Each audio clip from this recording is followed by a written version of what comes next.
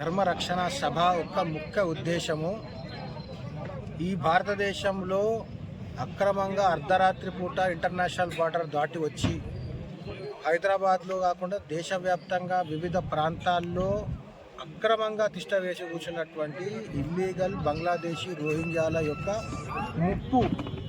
ఎందుకంటే మనం అందరం టైం బాంబ్ మీద కూర్చున్నాం, అది ఎప్పుడు పేరుతో తెలియదు. టైం బాబు మీరందరూ టైం బాంబ్ మీద కూర్చున్నారు.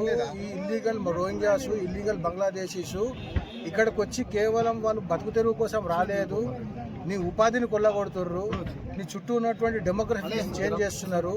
వాళ్ళ క్యాంపులలో అంటే ఇంకా చాలా దురదృష్టకరమైన విషయం ఏంటంటే సాక్షాత్తు రాష్ట్ర ప్రభుత్వమే హైకోర్టులో మొన్న ఈ సభ కోసం పర్మిషన్ జరుగుతున్న వాదనల సందర్భంగా మేము మా దృష్టికి 7,000 మంది రోహింగ్యాలు సభ జరుగుతున్నటువంటి 500 మీటర్ల దూరంలో వాళ్ళకి 26 క్యాంపులు ఉన్నాయని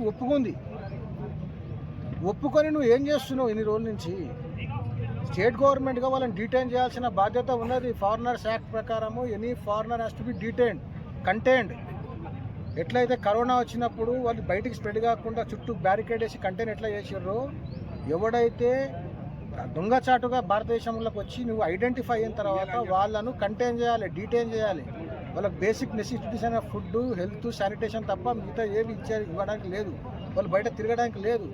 ఇంత ఇన్ఫర్మేషన్ ఉండి వాళ్ళు విచ్చలవిడిగా ఈరోజు రోహింగ్యాలు ఉపాధి కొల్లగొడుతున్నారు.